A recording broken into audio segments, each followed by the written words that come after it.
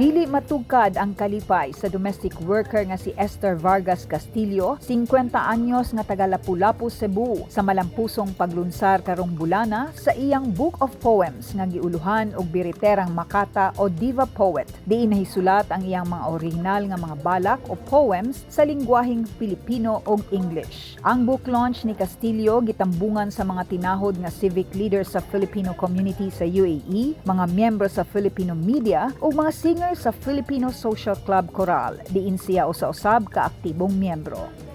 Ang ako yung inspiration na ni sa akong libro, walay lain kundi ang ako ang mga anak.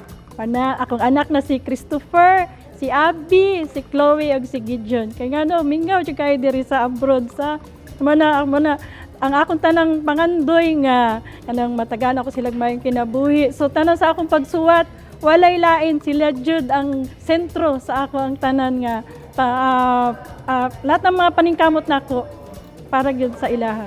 Mitambong usab ang iyang mga amo nga sila Vyacheslav Elisev ug Inaye Brito nga matud pa ni Castillo dako ang natabang aron matuman ang iyang damgo nga manag-iya og usa ka libro alang sa iyang mga obra. Today we have a historical event and proud of our Esther.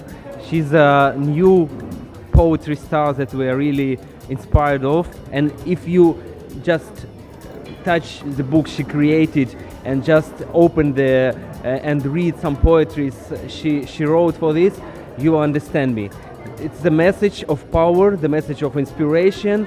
This is the message of how to be sound and what to do if you want to be a star.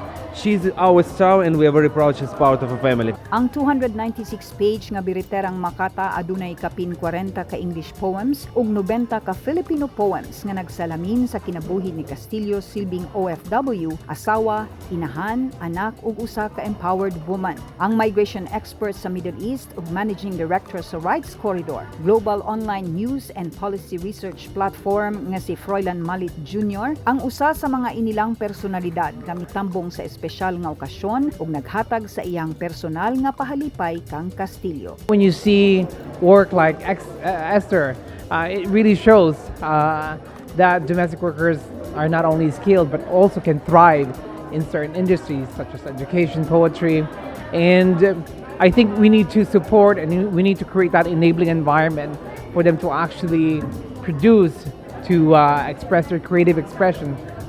She got lucky with her employers, and I do hope that our government will take note and actually create a space for them to thrive, especially in Dubai. Ang biriterang Makata nga gipatik sa McKinley Publishing Hub mamahimo ng paliton online sa amazon.com. Henry Abenis Makahilo, Newsline Philippines. Stay safe.